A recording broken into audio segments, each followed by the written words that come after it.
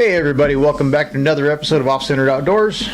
I'm your host, Matt Dockstetter, along with my frozen co-host. That's it. Your popsicle, barefoot, whatever I am. Poo-poo head, as my my granddaughter called me the other day. Well, there you go. I got in a pissing contest with a 4-year-old, and the worst part is I lost. Yeah, I can see how that would happen. Yeah. Pretty strong-willed. Oh, yeah, that's great, actually. Yeah. Anyway. So yeah, just coming off of Thanksgiving. Did you have a good holiday? Yeah, actually, it was, I cooked 2 successful turkeys. You know how many dependents I have? Yeah. So I had to cook an extra turkey for my father-in-law. Well, one for us and then one for my husband-in-law. So I cooked 3 dinners, and in between babysitting, I wouldn't actually call it, I'm not sure who's babysitting who, but, you know. Yeah, well, it worked out either way. Yeah, it was fun. And I managed to even get a few works done. Good. You know? Yeah. And you took off on a ultimate adventure, it sounds like. Yeah, it was a good time. We went over to Oklahoma, saw my mom and all them, and had Thanksgiving over there. Did some fishing, cooked some turkeys, ate some pie, ate way too much food, and came home. But you learned an important safety tip on Yep, absolutely. Going through Arizona. Yep, we went into Arizona, the drive-through animal park, and we discovered that if your bed of your truck smells like dried animal blood, the wolves in the exhibit will follow you around. So that was kind of interesting. I can only imagine what it looked like to the people behind me. Yeah. But well, they must have thought you were dances with wolves or something. Something, yeah. You know, with your culture. Yeah. That is interesting, you know. Yeah, no. Never even, you know, like we're so. It's not that we're dumb about that, but we just don't. Yeah, it's just our everyday stuff we do, you know, and you know. So I go on a dog walk yesterday, and I got that muzzleloader buck in from Dave, and that Catalina buck in from the snake guy, and I'm just surrounded by like 10 dogs all sniffing my feet. Yeah. And I go, oh yeah, that's my feet have red drops all over it, and so do my legs. You know? So funny how that happens. Hey, I'm lucky I didn't get used as a dog chew toy. Or a fire hydrant. Now, why would you bring that up? You never know. I gotta say this, because you had to bring it up. So I'm laying on the bed, minding my own business, taking a break, and I feel like wet on my leg. And my wife's fucking cat backed up on me and fucking pissed on me. Well, see, there you go. So much for that. So you can't ever even say the most absurd thing around here, because I just want that shaman over here, man. Something, we can, you know. That's too funny. We're convinced that I'm on some kind of burial ground or something for damn sure. This house is just too many things, you know. Yeah. It's hilarious. No, it's great. Yeah, it's great for you, because you don't. Oh, no. I wouldn't be in that situation anyway, because I ain't going to have no cat, so we're good. Oh, good. No, I know that, but I meant it's great because... it's great because it wasn't me, first off, but yeah. Right, exactly. Anyway. Yeah, well, sorry to all of you guys that we missed out last week. I was gone for Thanksgiving, so we couldn't record, and I didn't feel like it anyways. So, but we're back now, and we're going to have a good guest on today. Really good guest. Yeah. And then I was trying to think in the future who to keep asking. You know, we got the other guy still. Yeah. Then I'm going to have to start thinking outside the box more. Yeah. We're running out of good friends. Yeah, we're going to have to start making some new ones, I suppose. Well, that's it. Oh, Richard had a good point about that, though. Quick shot. He says, you know, Okay, I'm going to screw up this philosophical thing. Probably. Really bad. But he says, when you're at the top of all your friends, right, or something like that. Yeah. He was talking about drinking. We were having a different conversation. Mm-hmm. But he says, then you realize there's nowhere to, Yeah. nowhere to go. But when you surround yourself with people like we're trying to surround ourselves, that's always a good thing. Oh, heck yeah. Because they'll keep pushing and pushing and pushing. Yeah. No, absolutely. In other words, you don't want to be the smartest guy in your group. Yeah. Yeah, I'm in no danger of that unless this is our group. Yeah. Can I say one other funny story that's funny to me, or no? Yeah, go for it. We got nothing but time. Okay. So sadly, my husband-in-law is really, really sick. Yeah. And it really sucks because it's bone marrow cancer stage, whatever. Mm-hmm. So Cody has to go up and take care of him. Yeah. And then I don't know why this is funny to me. It's sick, but he calls up and asks his mom, what's a fleet enema?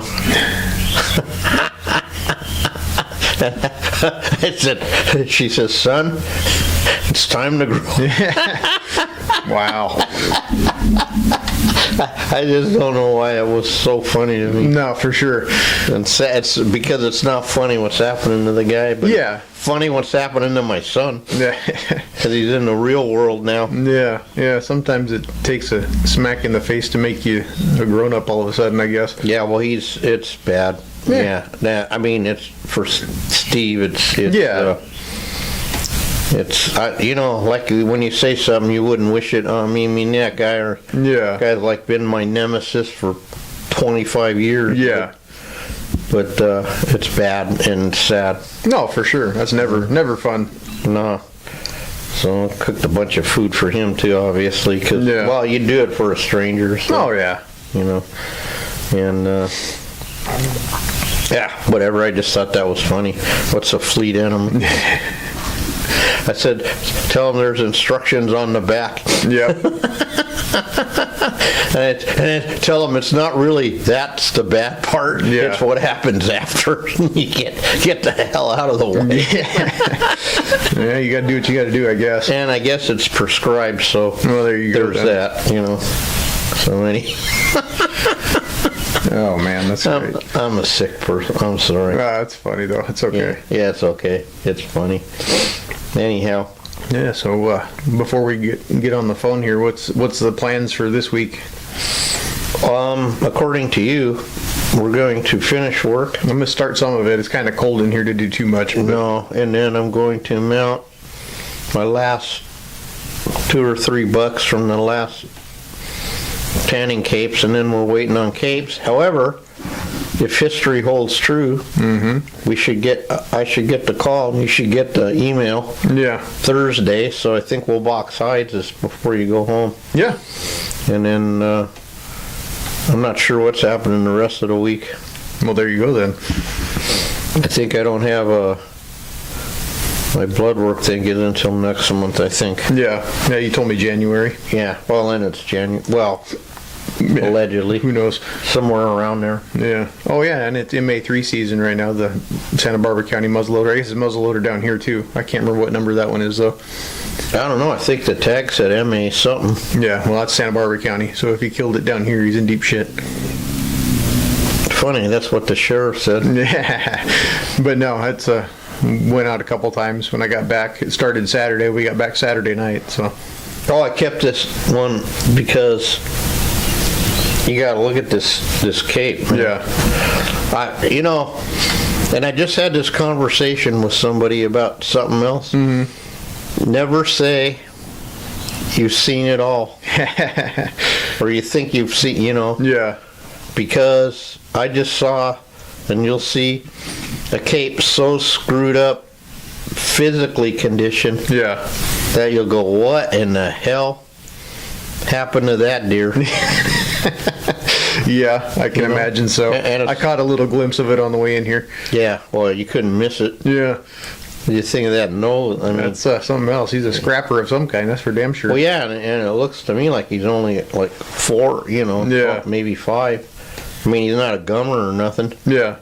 So, just your standard large for here, No, for sure. I'm sure we have a cape in the archives that'll fit on it. I hope so. And the other one's from Catalina, same situation. They self-guided, and she saw that as her first buck, and with her brothers, and so they shot at some hellacious place. Yeah. And there even drag marks on the face. But I wanted you to look at it too, because the color is a little orange or something. Yeah. Or not orange. What's that color that mule deer get? Yeah, it's weird. I'm not sure. I know what you're talking about. You know what I'm though. talking about, Yeah. right? It's not your standard ghostish gray. It's more of that red late season coat. They used to call them mountain bucks in Colorado or something when they come out red like that or something. But you know it what? seems to be the Catalina color though. Yeah, the Catalina color. Yep. This is a nice buck too. Yeah, heck yeah. Oh, and finally, you don't have to look at that snakehead no more, Oh, nice. because that was her brother. Oh, okay. The red-tailed boa incident. Yeah. And remember, I said, okay, I'm gonna do it because Bosco, whatever. Yeah. So, you can't. I'll try. And so she took that home to her brother. I said, you can make a keychain out of it, or. Yeah, we should have flattened the back out and put it on a panel. Oh. Oh well. I don't know why that just came to me. Thank you. Well, let's let him in. I mean, I'm sure she said he would be stoked just to have that part. No, I'm sure, yeah. Now we got a mold somewhere. We can make another one. Yeah, that's true. It's up there somewhere in Shay's mess. And Shay's mess. Anyway, well, let's let's give our old buddy Dave a call and see what he's up to this morning. Yeah, who we have on today? I told him I'm 1 minute late. Uh-oh. Texting him. Uh-oh. We'll be talking to, as long as Chuck can figure out how to run his phone, we're going to be talking to Dave Ferguson this morning. Uh-oh. How many minutes should I tell him? 2 minutes? I just say, are you ready? Okay. I'm ready. Oh, okay. That's funny. Okay. Oh, wait. Well, here, you call him. I did my part. First things first here, we'll turn your sound off because I know you're going to get a call in the middle of it. All right, let's call Mr. Ferguson.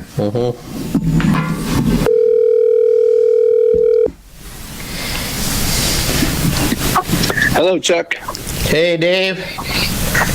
Can you guys hear me okay? I got you. You got us? Yep, gotcha. All right. How you doing, Dave? Oh, doing good. Yep, doing good. How about you guys? So far, so good. It's still early, so we'll see. Yeah. Yeah. Same here. Nice cold morning. Well, you probably got us beat, but that's okay. Yeah, that's all right. Yeah. Yeah, 20s. You have to bear with me. I've got hiccups this morning. I don't know why. All of a sudden, but we'll get through it. Yeah. Well, we got a bottle of aged whiskey here, but that might make it worse. It might, yeah. But, I got a tip Saturday, but I don't drink, but Matt does. So. Yeah, luckily I have a place to put that, so we're good. Yeah, that's rare in the taxidermy business, getting tips. I can count on one hand probably all the ones I've ever gotten. No doubt. Then we're not going to tell you our stories. Some big ones. Yeah, we got some good ones. We've gotten some cool stuff, but yeah, no, it's good. If we were doing it for tips, we're in the wrong business. That's for damn sure. Well, yeah, we're just surprised. That's all. Yes, for sure. Would say. Yeah. So that was kind of funny because we were talking and our intro went a little longer, and I go, oh, I got text Dave.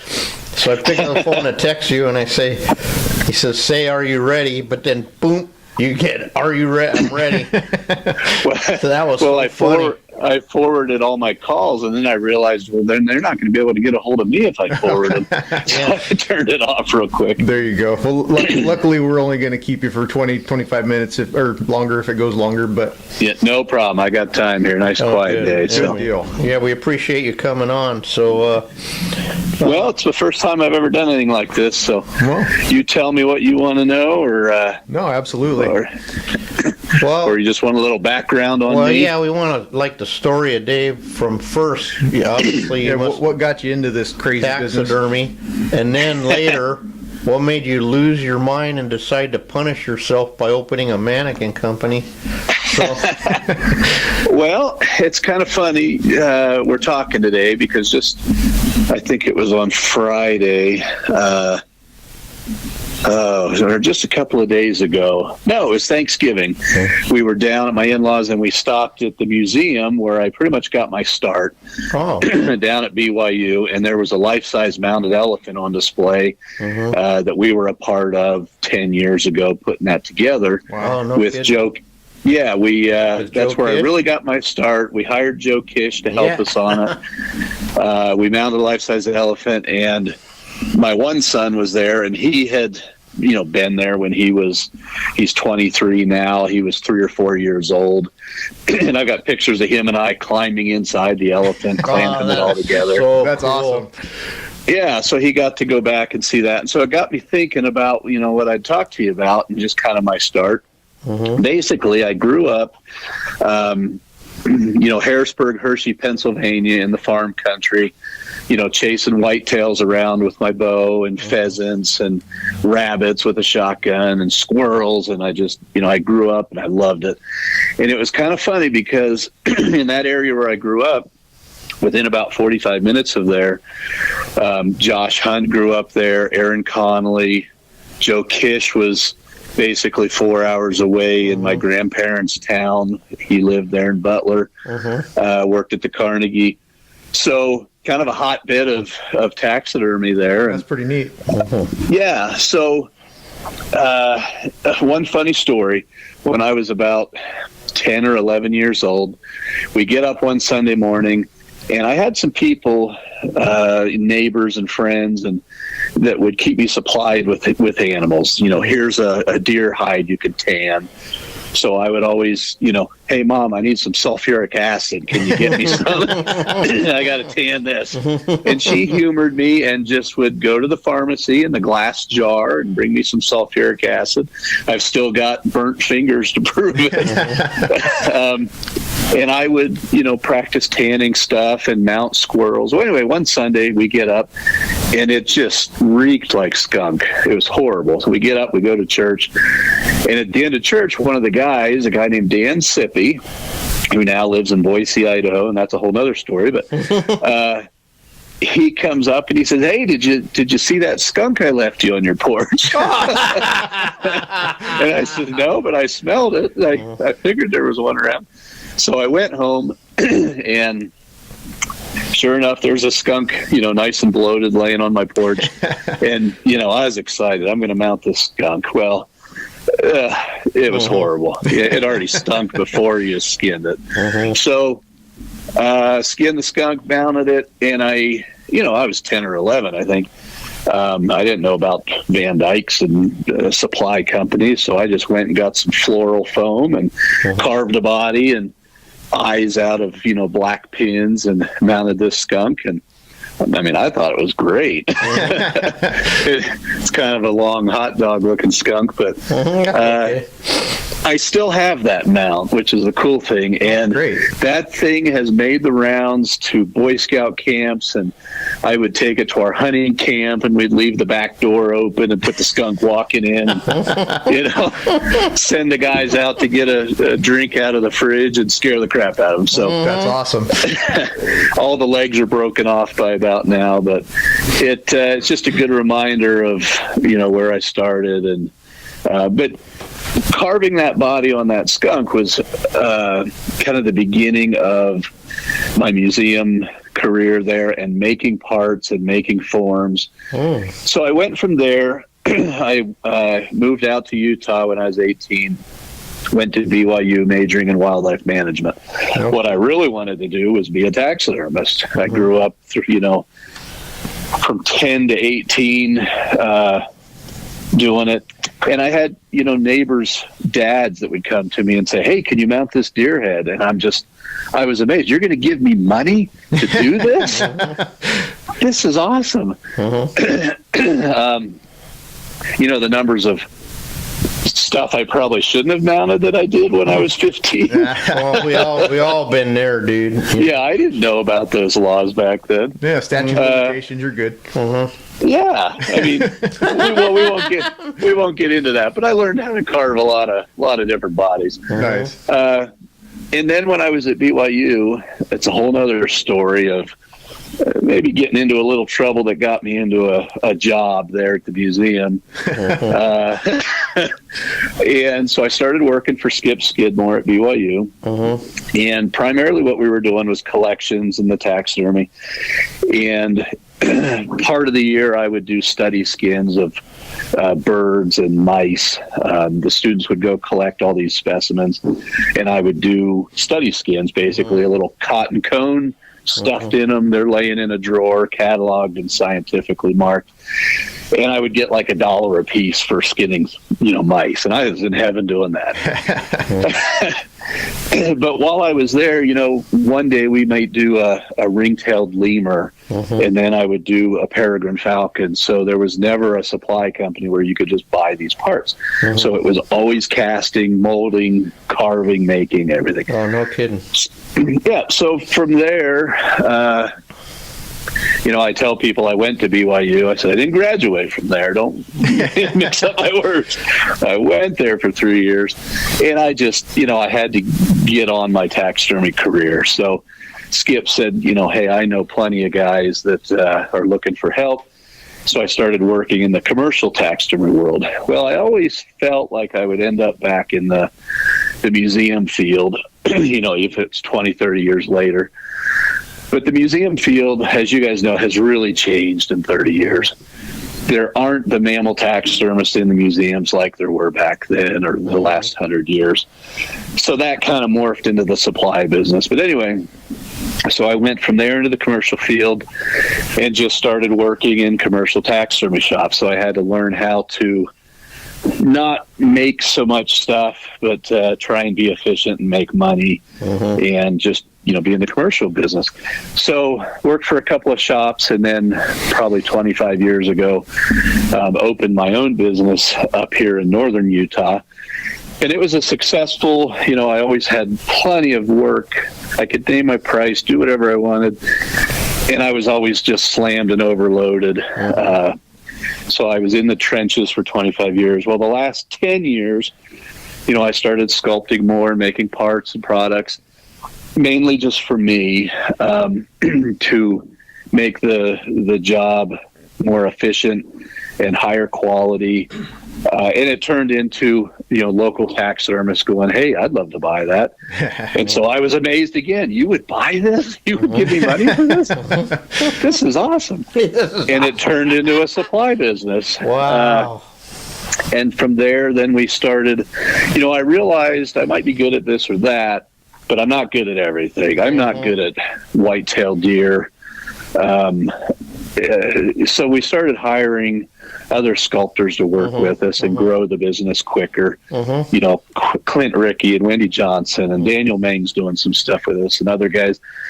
And so they, contribute the sculptures just like I did for Research and TrueFit. We mold them, sell them. Now we're starting to do more of mounting stands and habitat products and eyes and ears and noses. And it's, and I absolutely love it. I still get to be creative, and I get excited when I go to a show and I see somebody that's used our products and done well. And that's, that's my reward now, not so much the guy that, picks up his deer head and loves it. So about 2 years ago, we quit taking any taxidermy work in, focusing on the supply business and just growing it. So it's been great. It's been my life, I got to be honest to you, has been a dream. I've gotten to travel a lot of places around the world in the taxidermy and the supplies. You know, China, New Zealand, South Africa, Mexico, Canada, Alaska, everywhere. That's really cool. And and to turn those trips into products that we can sell is just a bonus. It's wonderful. I've gotten to take my kids on safari to Africa, taking my dad to Alaska and hunted bears. Those are the things that that are important. Yeah. And about kind of a little bit downer of a story, but the World Show just this year, my dad passed away the last day I was at the World Show. And luckily, the judging was done, the show was over, and I left, had to go take care of that. But man, it puts things in perspective. And as you get older, you lose more hunting buddies and parents and friends, and it's important that we do those trips now, make the memories. Yeah, there really is. Like, we were privileged enough to know one of the greatest mule deer hunters in the country, or who knows. But his point was, remember that time he said specifically, he goes, it's always down the road, okay? It's down the road, it's down the road. And then one day he woke up and got cancer. And that elk hunt that he went, that last big bull he did, that was it, and he didn't know that was going to be it, Yeah. Yeah, for sure. And 25 years in the taxidermy business, it was 7 days a week, 10 hours a day. You didn't get to hunt, fish, do anything. So probably the biggest blessing of the supply business has been I can now spend more time on the weekends with the family and do some things. And heck yeah. I love lion hunting. For probably 25 years I've trained lion dogs, and that was my life. That was what I really loved to do. And it almost an addiction. It took away from the business. So I have a little more time there. Both of my boys, Hunter and Coulter, love to scuba dive. And so we're all certified divers. So we try and do a few trips throughout the year and, dive shipwrecks and shark dives and spear fishing. And that's awesome. Yeah. I love that. I love ice hockey. You, dude. Well, you're a tough son of a bitch then. I don't know. No wonder you have that nice bright smile now. It ain't your own. So no, I've kept my teeth, but I've broken my nose and eyes and hands. And just last night we were down at the NHL, the Utah hockey team, which was a lifelong dream to have a team close that I could go to. And this year we've got an NHL team. So a lot of nights we run down there and go to games, and just a lot of fun. I still play at least a night a week, trying, keep in somewhat some shape. My boys, they commented that, man, Dad, you go to the gym every day, but you don't seem to be getting any stronger. And I said, but I'm not getting weaker. That's there you go. Yeah. At this age, it's interesting. And then when you're on with young deer guys like what I do, my living history, we hit that beach, and them guys disappeared like little dots on me ahead of me. You're running with a 45, 60-pound pack and a 12-pound steel helmet and a M1 Garand, and you're 68 years old, and I wasn't gaining on them. So interesting with your military, history. My grandfather on my dad's side was a B-17 turret ball gunner. Oh, no. Yeah, and so I'm always reading a lot of books about the campaigns and what they went through. And man, a turret ball gunner. He had was awarded the Purple Heart, took shrapnel to the head. Just a small guy that could fit in that ball, and wow, man, that looked horrible. No, the thing is, I got not to divert from your story, but it's fascinating once you get into it, and once you read what these guys went, and they took it like. Yeah, so what, you know what I mean? Like, they couldn't wait to go. My dad could not wait to go fight. You get what I mean? It's such a different... It's a different... And what they did with what they had then, not like now. They didn't have the shake and heat meals or nothing. No. My dad... No, they were cramped in that ball, cold, I'm sure cramping, gunfire from the ground. You were the first place it was going to hit. Oh yeah, no, and if they you lost lost a your lot of landing gear. Oh no, it's terrible. They lost a lot of guys that way. Can you imagine having to fly back over and just knowing it's, you know what I mean? Yeah. I can't imagine. Those guys are my heroes. My dad was my hero, and he was 30 years old on D-Day. So Wow. he was an old man. He was, yeah. You know. So that grandfather in World War II there, he was an artist. He was a watercolor artist. Wow. And a funny story, about 3 weeks ago. So he was a watercolor artist in Indiana. He did about 100 paintings. Mm-hmm. Never sold his paintings. He just loved to paint. He was an electrician. He gave them to just friends and family. Well, all these years, I was always sad that I never ended up with one of his paintings. And my parents have, several, and some wildlife landscapes and really cool stuff. And so, I was depressed. I could never get one, and there's no more being made. He's long gone. Yeah. Well, a lady in my town called my sister and says, "Hey, I'm 90 years old. We've got a couple of your grandfather's paintings. We'd love to get back to the family. No. Yeah, what can we do here?" And she says, "Well, my brother would love to have one of them, and he lives 5 miles from you." So we set it up. We went and met the lady, and we sat and talked for 4 hours because she knew my grandparents well, my parents. And so now I've got a portrait, a landscape of Mexico with some swans in a big building, and I've got to find out where he painted or what he painted that of. And we've got a big book of all the paintings and who they went to and what they were of. So Oh, wow. That's awesome. really man. cool. So I grew up drawing a lot, sketching, which is, I think, very important for a taxidermist. Oh, heck yeah. You read the old taxidermy reviews, and those are really overlooked by the younger guys. They need to. Yeah, we always talk about that on this show, taxidermy review. Breakthroughs are great, but go to the taxidermy reviews and you'll see the basis of what we're doing, the sculpting, the molding, and the anatomy. I saw a thing on Facebook the other day. Somebody said, what opened your eyes, made you a better taxidermist? And there was a ton of answers of, I went to a school, I looked at this. And Rick Carter mentioned that, I stopped, I looked at the anatomy from the inside out, what we were doing. And that's what really did it for me when I started spending time with live animals, and deer that I could put my hands in their ears and their stifle folds and flanks, and I could really feel what was going on, and I realized how far we were from that still. Yeah, we talk about that a little bit too. Yeah, we still got a long way to go. Although judging the world championships, there's some pretty darn good stuff. Yeah, it was intimidating just looking at most of that stuff. Oh man, 717 great pieces. It was the best show ever, so I hope it just continues. You know what? That whole show was like a, oh my God. Yeah, I'm really glad we got to go. We're so grateful. So grateful. It was just, we talk about that a lot too, because unless you were there, it's hard to explain the power of all that positive energy there, and the people, and just truly amazing. Truly amazing.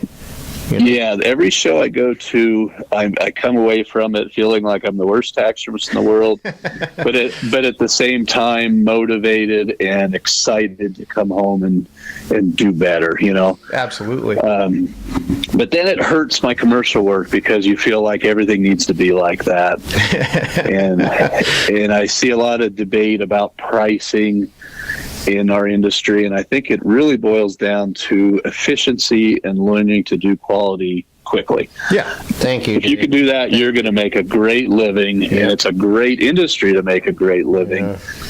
But you can't take forever on things. We have a friend in common that I'm trying to say you need the system and the steps, because you got to get faster, or you're 3 years behind, and you can't price yourself out of inefficiency. Yeah.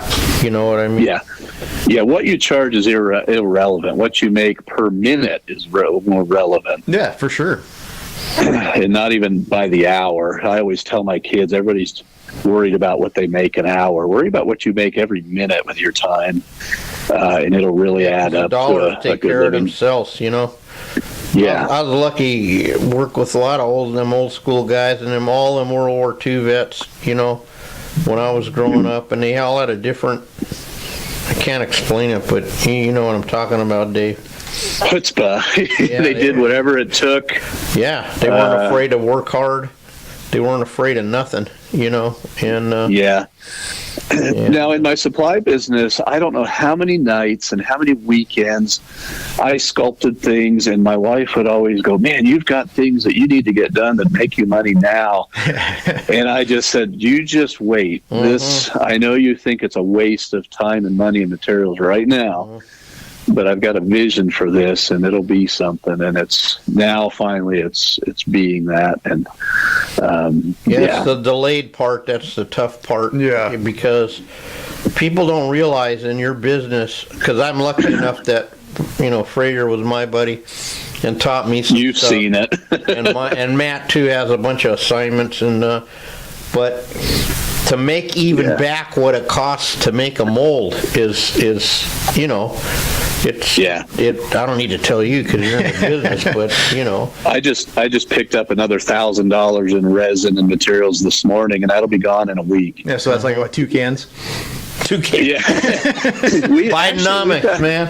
You know, We've got a good supply house. They do all the stuff for the Mormon temples around the world. Oh, okay. And so they mold the stuff on the inside, the angel on the outside, the big spires. Oh, wow. So they, you know, for 5 gallons of resin, I'm like $170. It's a great price. Wow, that's crazy. Good Yeah, job. for resin. And it's a good quality. You know, I can get big 200-pound rolls of mat there and everything. So, Wow. and it's 40 minutes away. Yeah. Well, we live in California. Everything's illegal here, Yeah. including fun. So You're going to have to smuggle some resin. we already do, dude. Don't even go there. We have to get creative, you know. And, We're really blessed here because we have True Fit Supply, 40 minutes. Mackenzie is 2 miles from me. Supply companies like with the resins are in Salt Lake. So I feel for guys that have to have stuff shipped because we really don't ever. Yeah, I can go over to Mackenzie and get a giraffe head in one piece and mount it after lunch. yeah. And we're a little bit blessed because I can get clay by bulk, you know what I mean? And I feel bad for even ordering clay, as simple as that is for the average guy, right? It's a big old jackpot now. At least here, you know. That'd be my biggest advice for supply customers right now is, and you know, we just got another UPS increase notice coming up. Yeah. They always do it with the holidays, and then they get you for the new year again. There's a postal strike in Canada going on right now for like through the 3rd week. So they've shut down any, you know, postal service to Canada right now. They figure they're losing $76 million a day in small businesses, just not being able to operate. And it's, you know, going into the Christmas season. So they got to get that figured out. But my biggest advice is to really try and plan and buy in bulk on pallets. You don't have to put your mannequins back together. You get them still pretty quickly, and it's cheaper than UPS boxing. I know everybody is always so frustrated, but we are really locked into what UPS, FedEx charges. Oh, yeah. And there's no secret. When everybody talks about volume shipping, well, I don't think they realize how big a volume you have to do, like tens of thousands of packages. And you're not getting a cut like they say, you know.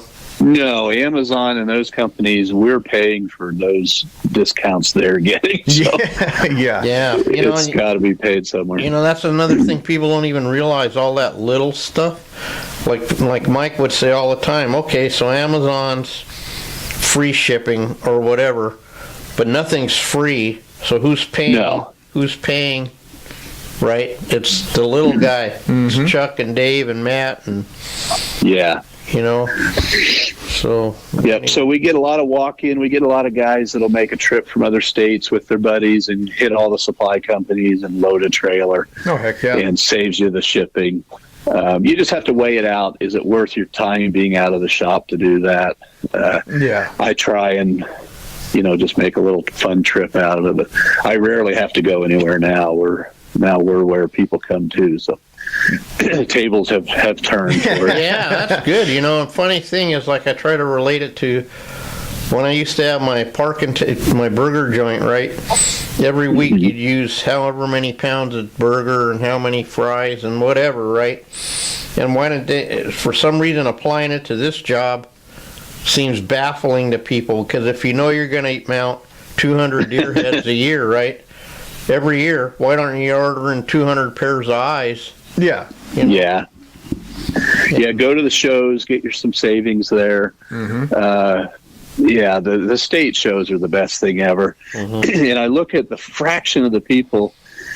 I think I was looking in Minnesota and how many thousands of taxidermists there are kind of registered, and how few go to shows really. And that makes it challenging for us. As a supply company, how do we reach all these guys that never look at a breakthrough, never go to a state show? They're just, in their shop, nose to the grindstone, working, ordering from the same companies they know about. And because it's quite expensive to reach guys through catalogs and advertising. Right. But how do you do that when they really aren't reachable? Well, you got a couple of customers that post your stuff. Yeah. Yeah. You know what I mean? Facebook's been amazing. Oh, yeah. No, looking at some of the previews you've been posting of the new stuff for the year has been getting me kind of excited. I can't wait to see some of it in person. Yeah. Well, I'm good at sculpting and molding and making. I'm not so good at advertising and telling people about it. You wouldn't believe the stuff that's already molded that I've forgotten about already. And now that we lay out a catalog, I'm like, we've got Red Sheep and Blessed Buck. Oh, you do have Red. Oh, okay. Well, that's important to know. So we call that private reserve. I'm going to have to call you someday and say, hey, what do you got in the private reserve? Tons. Blue wildebeest, and started a wolf life size yesterday. Nice. And lots of things. We'll probably add about 120 new forms and products for the catalog. We're laying it out right now. It's going to be a couple of months because we completely ran out of last year's, and I know it frustrates people when they can't even get a catalog, but we didn't think we'd go through as many as we did. Yeah, I know. So this year I know a guy who needs one right now. Well, you don't want to get an outdated one. We'll get you a good, up-to-date one. Yeah, I have to ask this though, because I got the privilege of doing a gorilla with Joe Kish one time. Oh, wow. Yeah, working with Joe Kish is a kind of experience, isn't it? Like, he's interesting, but man, we had a good time. Yeah. And I learned one thing, that it doesn't matter who you are in this business, you're going to learn from people with a lot more experience, people with a lot less experience. Everybody has their way of doing things that we can, learn from. And even people in other industries, I would always have friends that were, mechanics or welders or whatever, and they'd come in and they'd go, man, why are you doing it like that? This would be a better way.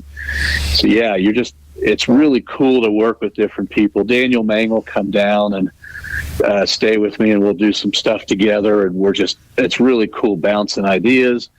Dave Jacobs from New Zealand, a gentleman that I got to know well, he came over for 2 months, and we sculpted tar and fallow deer, and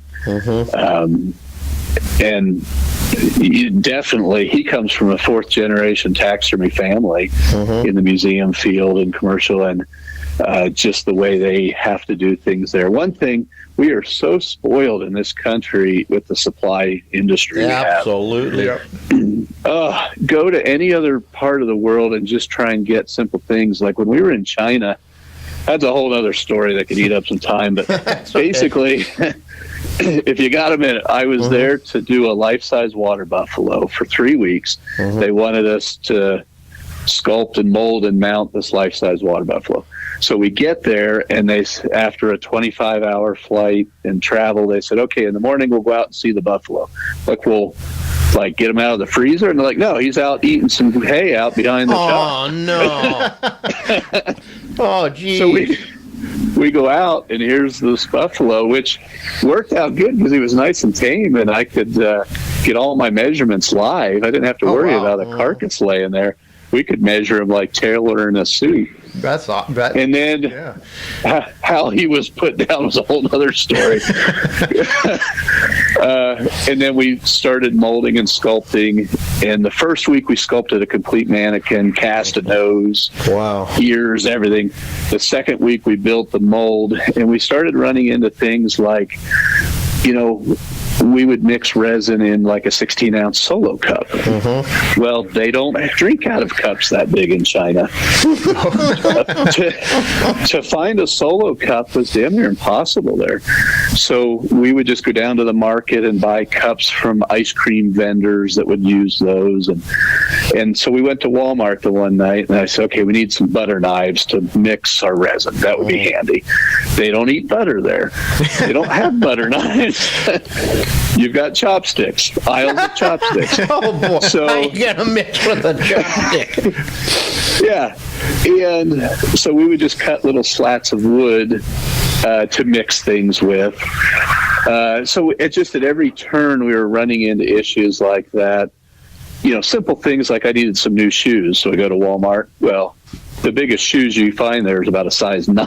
They're small people, and I was a giant. So in those places like that around the world, you just learn a lot about adapting. What's the goal? What can we find to make this work? You don't get fancy gel coats and PVA. You just have to use some kerosene floor wax to release. And some Elmer's glue for PVA or something. Yeah. No, I think we just used that. I swear it actually was gasoline. It was such a smell to it, and these guys were all sitting there smoking while we're laying up the resin. It was interesting. And the one day I got in there a little late, or they had already started laying up some glass, and I looked at it and I says, well, this doesn't look right. This is really milky. What did you put in this as the catalyst? And they went over and they grabbed it, and I go, oh, that's rubbing alcohol. They had mixed rubbing alcohol. I don't know why I'm laughing, but oh, you poor bastard, man, Oh, yeah. So we had to go find acetone or something to cut it. Well, they don't sell acetone there. It's too dangerous. So, yeah, we're always running into problems. But the first week we sculpted it, second week we molded it, third week we mounted it. That was another story with their shaving, and that was the biggest problem they were having, was they just weren't shaving skins well. But they did have a shaving machine in the corner that was a coat rack, had a good blade on it, so I started shaving this life-size buffalo for 5 hours till my arms wanted to fall off. Oh, wow. And then I said, okay, see how this fits perfectly now? Before, it was 10 inches from fitting, but with the proper shave and oil, it comes into alignment. And so that was probably the biggest thing they learned, is to keep everything from being long and skinny, shaving is key. And that's still something. Laughing, I'm sorry, but that's still something we deal with here. Every time guys say, "Man, bears never fit the mannequins," I'm like, bears always fit. They just are never shaved properly. And if they're shaved and back to their proper proportions, there's so many bear mannequins out there that you're going to find one that fits it great. Yeah, I notice a lot of guys don't know how to tug the skin back into the right. You get what I mean? It's not pulled back all where it goes, and that's how we end cats up with are bad for that. Hot dog bears and stuff, as you would say, So. Yeah, I think every commercial guy needs a shaving machine, even if you have all your stuff commercially tanned. They all seem to need a little thinner here and there to get the proper proportions. We just ran into that a couple weeks ago on, I don't remember what the hell it was, but something around here, and I go, God, if we had the round knife down here, Yeah. Knocked a little more off and then it would have been butter, I'd rather shave a skin than rasp a form smaller. Yeah. And we had a guy one time saying that actually told us, he says the problem with you American taxidermists is you have a catalog. Yeah. Meaning that we don't have to, like you have to improvise like you were there, right? And then that makes you think outside the box and it adds to your toolbox, you might say. Yeah. I was getting ready to sculpt a fawn mule deer roadkill that I, came across, properly paperwork. And I realized... Yep. Yeah, so I pulled out, when I was in Africa last time, I killed a diker, and I pulled out my tracings and all my leg measurements, and I laid it on that fawn, and I went, doggone it, that's the exact same leg as a mule deer fawn. So when I was thinking, man, I didn't bring all the leg bones for the diker. How am I going to set this up? But I do have all the leg bones for the fawn, so I'm going to sculpt the fawn, take all the legs, rework them into a diker, and it'll get me there. Oh, heck yeah. I was easily trying to explain to another guy the value of measuring in your calipers and your charts and your notes and your sketches. And how that really comes in handy in transgendering, species. And you'd be amazed that, no, there's only not 50 cat forms in Dave's books. There's like 500. You just have to know how to switch the head off a fox to a cat or whatever it is, Yeah, and when I sculpt a new mannequin, now I always do a straight pedestal with long legs, because from that I can cut it down to pretty much anything. I could make a whole career out of just straight forms. It's not fun to have to alter everything, but yeah, you can. And even if I'm bad at it, if it's even close, I'll just take a form that I have and I'll rework it, resculpt it, make it work instead of just going and buying one. So I've gotten really quick and efficient at that. But if you make the thing straight and make an armature off of that, you can turn it left, right. You can make 22 deer out of one deer head. But if you just make it already turned, and that's the one you got, so. And I made that mistake. Yeah, I made that mistake. I would make offset cool, and then it was very hard to turn it the other way. So start with a straight. I learned that, and I tell our sculptors that too. I know you want to do this first, but do the foundation.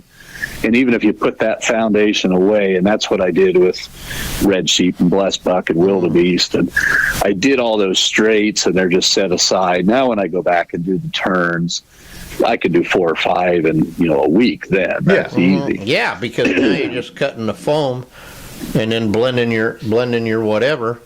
Then you can make it a really bitchin' wall pedestal Red Sheep. Yeah, Chucky. Yeah. And I usually, and that's what I did. I had 2 wall pedestal Red Sheep. I did lefts and rights. You can work out little bugs or things that you don't really like in profiles. And then when you go to remold, you go, okay, this is what I need to do now. And it's best to have them there together as you do it, obviously, to match. Because that's not easy. Your cuts have to be exactly the same on each one. And sometimes you nail it, sometimes you don't. But sculptors, we're just doing our best. I ever ask you this question too, because just curious. You ever we call it the ooh-ick thing, where guys find something on your mannequin and they'll go, ooh-ick, I can't use it because every mannequin. Yeah, okay. Yeah, we there's call it the ooh-ick thing, and you can fix it with a rasp or something, or whatever. Yeah, generally you go through several generations before you really feel like you've hit it. So yeah, almost every mannequin that I've sculpted, and I talked to other sculptors that, they feel like something just wasn't quite what they wanted. Sometimes you really are pretty darn happy, and you just evolve as a sculptor. You should get better. So if I look back 10 years ago, it's not near as good as what I would do today. Well, my point is too, when the taxidermists don't understand what it takes to do a mannequin, right? Mm-hmm. So you get all the way in it, and then there's some little chinger, and you go, well, I ain't going completely backwards now. You know what I mean? And right? Yeah. You know? And then when you say you do an opposite turn to match it, do you make the same mistake just so it matches? Yeah. There you go. No. And guys will go, well, man, the right turn's different from the left. Well, yeah, the right's better. I didn't want to do the same thing wrong again. Yeah, that's what I mean. They just don't understand how lucky they are, and how, like Trey told me when he started, the guy he worked for, he had like 2 antelope mannequins, paper, and 2 deer. And everything, it didn't matter. Everything was on those, you know. Paper was miserable. Isn't it? I don't know if the fiberglass plastic ones were better or worse, but I'm just old enough that I did have to use all of that. Luckily, it's not for long. Yeah, no, it just upset my mentor Frazier to no end too a little bit, because he never got to do a gorilla. So Joe will go, us gorilla men, you know, we're on a, you know how Joe talks, right? You know. Yeah. So one time, Joe put a bid in for this gorilla out here in California, believe it or not, for the, I want to say for the La Sierra University, or University of Laverne, something like that. And they had a primate department, and they were in line for a gorilla at a zoo, right? So this gorilla passes away at the Houston Zoo. He's like 50. Okay, so the first problem is he doesn't look like Arnold anymore. You know, Yeah. And the coolest part was he made a plaster mold out of it for that 11-part mold, and we laid it up in resin, believe it or not, paper resin for some reason. I don't know what his thing was, but anyhow, he calls Frazier and he says, "Hey, do you know anyone out here who can, you know, lend it? You know what I mean? Work alongside me." So, and I'm so slow on the uptake, Joe Kish calls me, and he could have knocked me over, because back then we're talking like 25 years ago, you know, and I'm just a young, crappy taxidermist, literally, you know, and he's going, "Hey, I need someone to help me make some molds." And I go, "Oh, well, let me think, maybe if this guy or that guy." And then all of a sudden he goes, "Oh, you mean you want me to help you?" I couldn't. Yeah. So we're really losing that generation too, and those experiences and stories. And he is a real connection to those late 1800s taxidermists. He is. Oh, yeah. And I just don't think guys value that. The newer, younger guys. No, and that's why we're trying to get these stories down on our podcast. So anyway, I just drove down there. It was about 4 hours from my house, you know. Walked in and we shook hands and we went to work, man. And we used a pallet of plaster, and my job was making the, the dams, right, for the oil, you know what I'm talking, you know, for the seat, you know what I mean? This pace and that pace and the other. And his sense of humor was hilarious, because, as you know, so he told the doc, we call him the doctor, right? And he gives them a list of, and you know how Joe is with that, right? Gives them a list of supplies. And instead of giving us like a 5-gallon bucket to mix the plaster in with the thing, he gives us these little bowls, right? A pallet at a time. Well, Joe was pissed, and so he says, "I want you to do something." And the guy always wore a suit and tie, and he goes, "When that guy comes in here, you hit the button on the drill and mix that plaster up as fast as you can." And I says, "But Joe, it's gonna go." He goes, "Just do it." So the doctor walks in, I hit the thing, and I coated that son of a bitch's $1,000 Armani suit with plaster. That's one thing I could never understand in the museum taxidermists. They always dressed really nice to work, and I can't wear a pair of pants without ruining them in 5 minutes. Here. Yeah. Well, this guy, museum taxidermist, could do that because he didn't do nothing. You know? And then the next day, it was really funny. We're working in there, and then I noticed him peeking around the corner. He wasn't, and you know. And Joe, he always tells it how it is, and whether you like it or not. Oh, no, I remember being in a seminar at the World Show, and he says, "Man, you need to come to this. This is going to be a good one." And I went, and we started out with a room full of people, and he basically just called a lot of people out in the industry on what was going on, and slowly the room started emptying. Yeah, empty. He cleared it out to a couple people, right? I seen him do that. Yeah. And if he didn't like it, he wouldn't shake your hand. You know what I mean? He'd turn his back on you. And yeah, but nothing he said was wrong either. Right. That's the funny part. Yeah, exactly. It wasn't wrong, you know? Yeah, he'll tell you. But so that was a life experience. I remember he gave me a certificate that says pachydermist first class. Yeah, doing the elephant. That's what I mean. Isn't he something, man?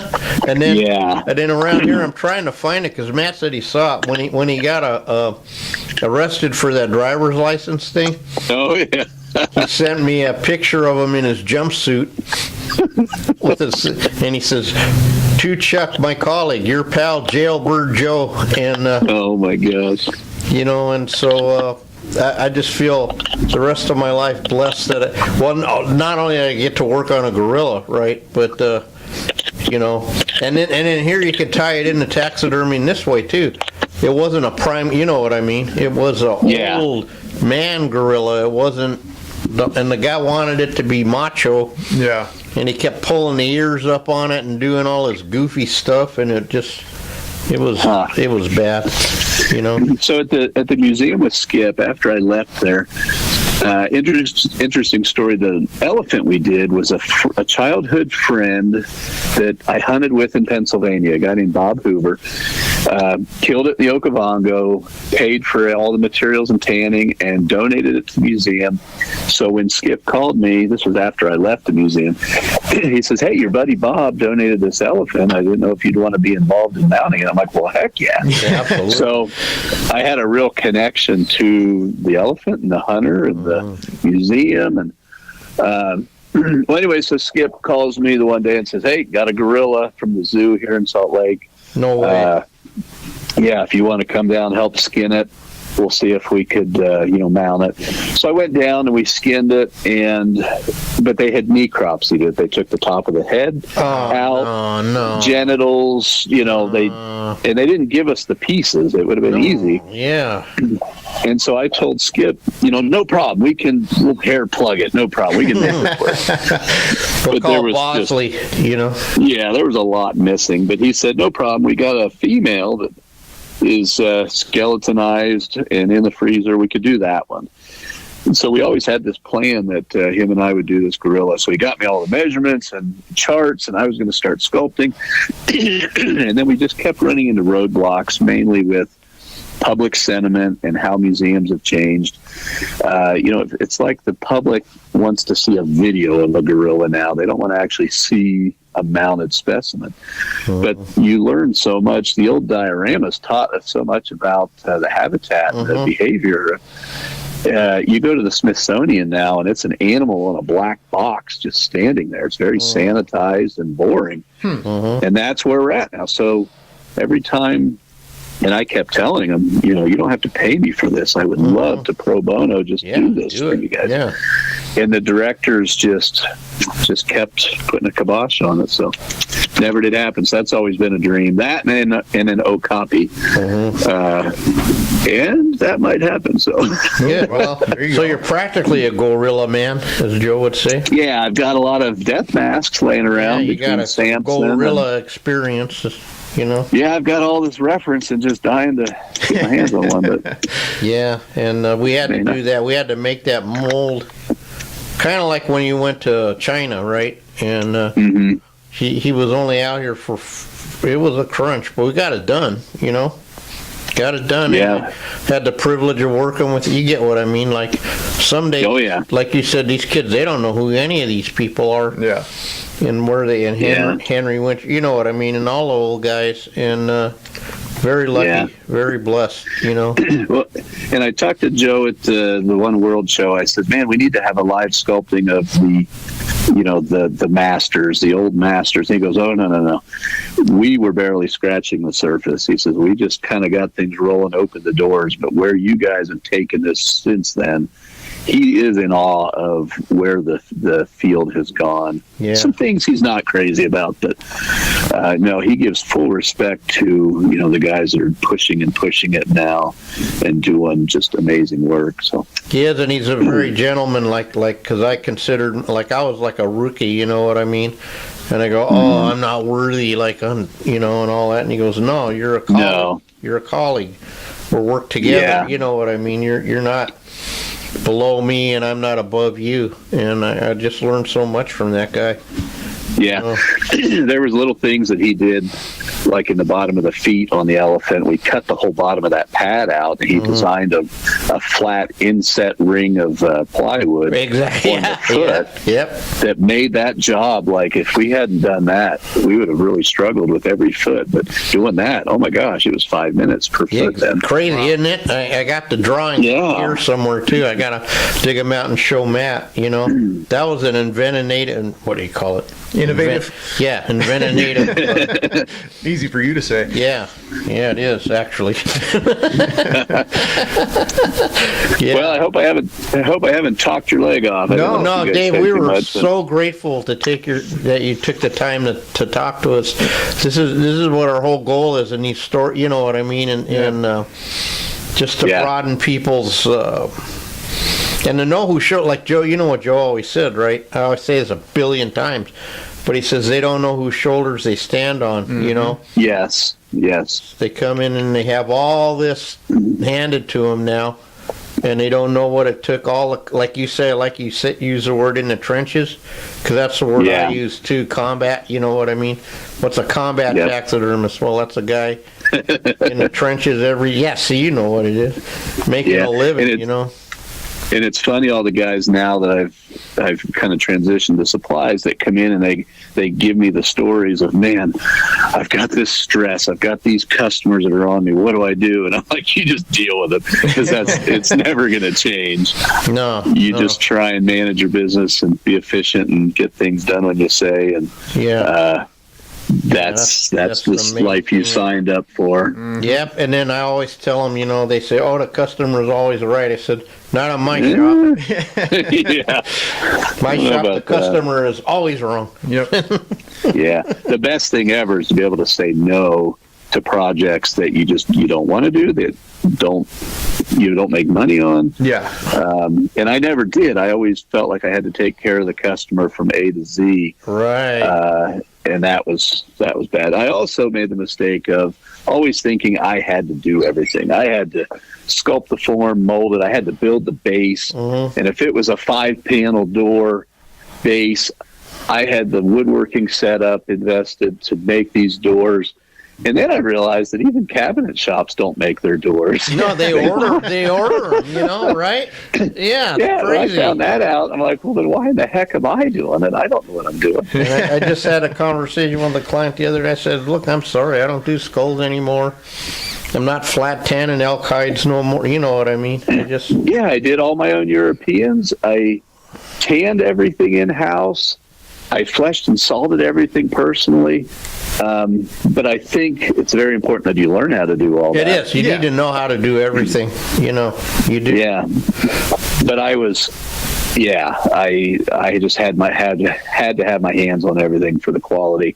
And it made good quality, but at the sacrifice of speed and time. And there was years I did over 100 elk heads myself, tanned them all, mounted them all. And out west here, you guys know, it's not just whitetails and turkeys and pigs. It's African safaris, New Zealand, Europe, elk, moose, sheep, bears, goats, everything imaginable, cats, bobcats, foxes.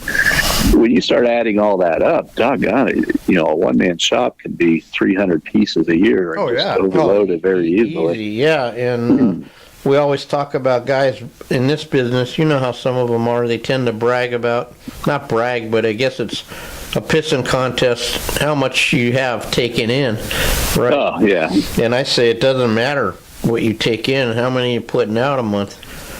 We got a system where we got our boards. Every month we have to use a gallon of Bondo, a bucket of glue, a thing of clay. You know what I mean? Yeah. And we it's one of the few jobs you just don't get paid to show up. You've got to be productive at the end of the day. You know, and by God, it can be done. So. Ken, it's been a great life, and I think all those steps I went through in the museum and then commercial and then the supplies, it prepared me for each step, and if I had gone to the next stage too quick, I wouldn't have been successful as I went. So absolutely. And I would have loved to think, I would have loved to say, I wish I'd been in the supplies 10 years sooner, but it wouldn't have been the right time. Yeah. And so it's been wonderful. And if we made it through COVID, we can make it through about anything. Better days are ahead, Dave. I'm just one of those guys. I just really believe now that there's a pivot finally, and I think sanity will start to return.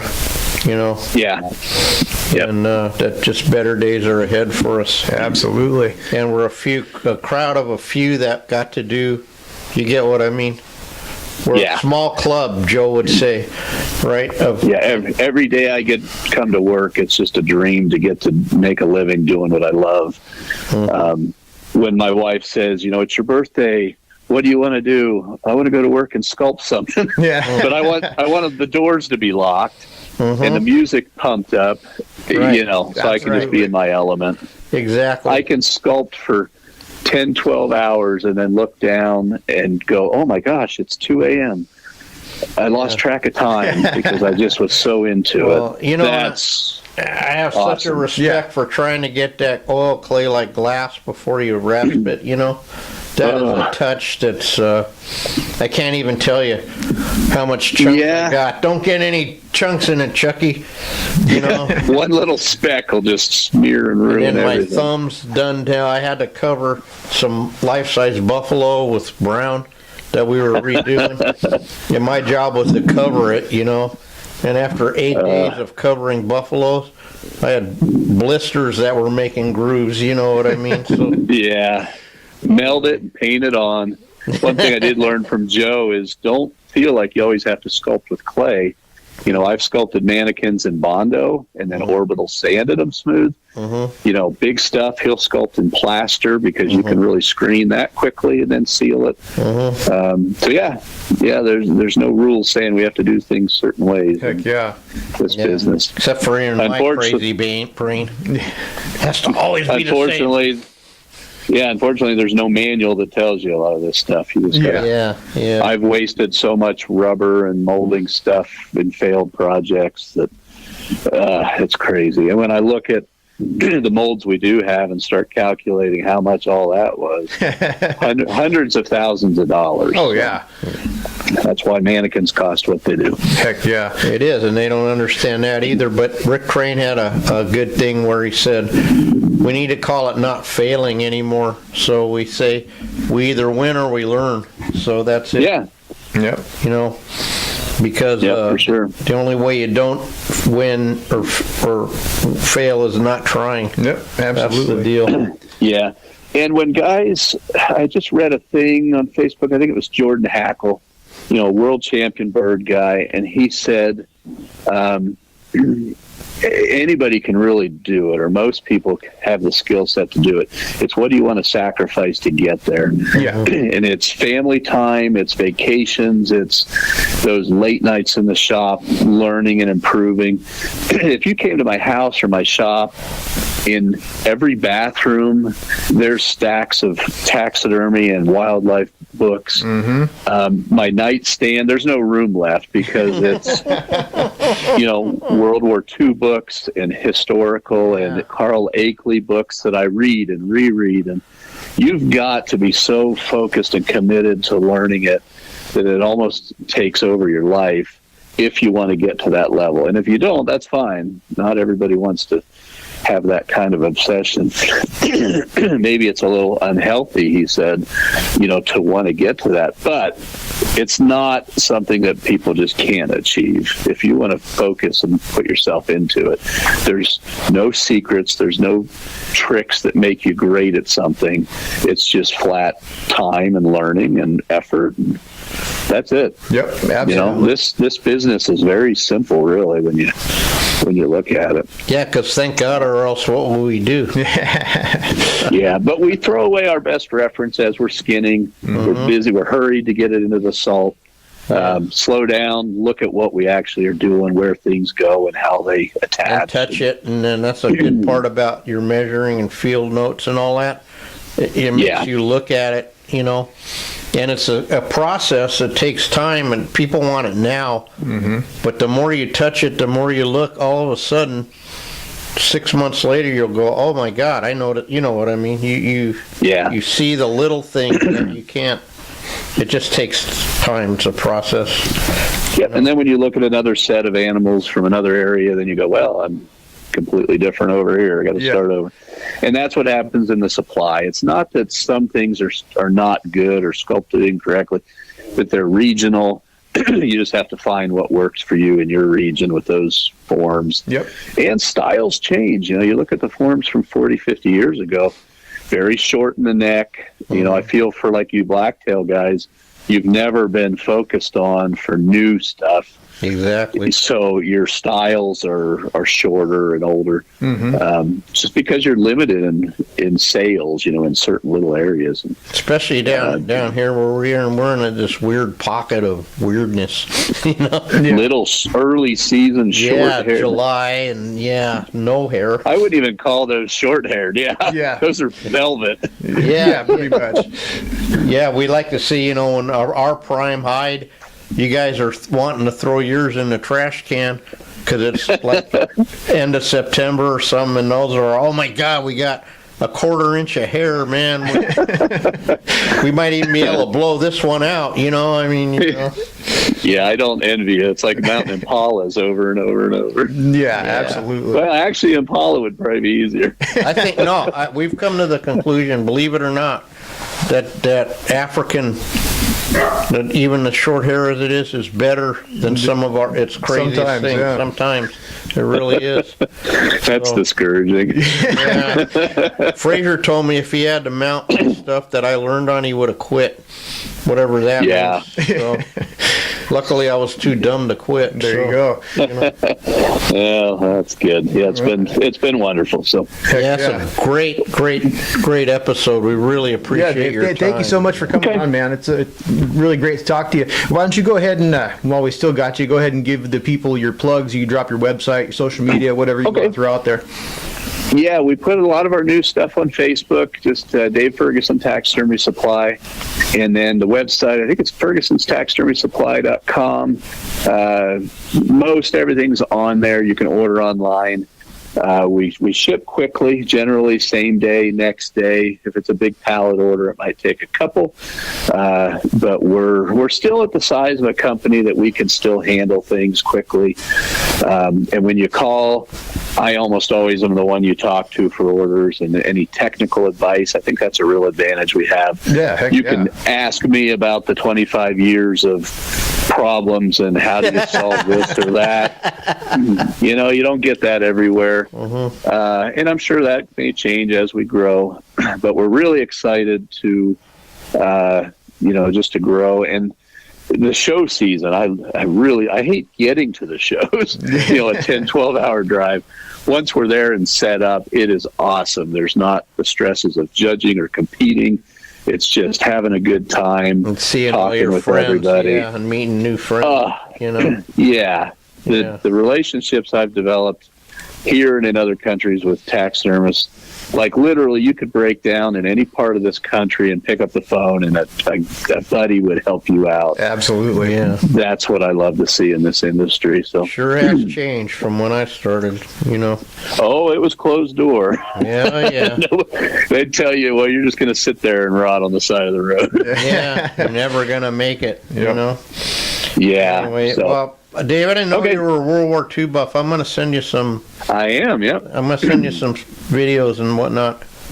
Okay. All My right. other grandfather was in the Aleutian chain in Alaska in the boy. Army. Oh, wow. So, yeah. It's brutal.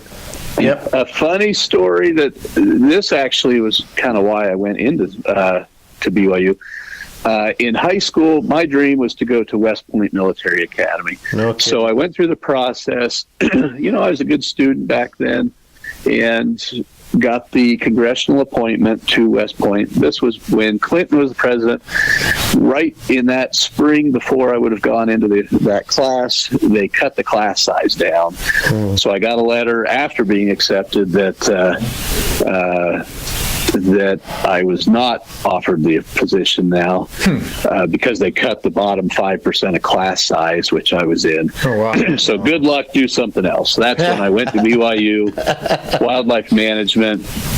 So really changed the course of my life, but I'm glad it worked out the way it did. Yeah, absolutely. But other really good friends of mine, one of them, or two of them, went to the Naval Academy. The one was second in the command of the USS John Warner nuclear sub. Wow. He's already retired, teaching at Penn State, and had a really cool career in that. But no, I'm happy it worked out the way it did. But I sure could have, or just about went that route. Wow. Who knows where I'd be Interesting right now. what changed. Like I know a guy from NAM who's an actual war hero.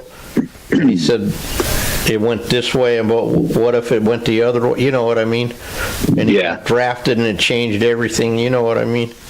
So yeah, my dad, it always really bothered him that he didn't get to serve in Vietnam because a lot of his friends went. And he lost friends, and he was in college at the time, and just how it played out.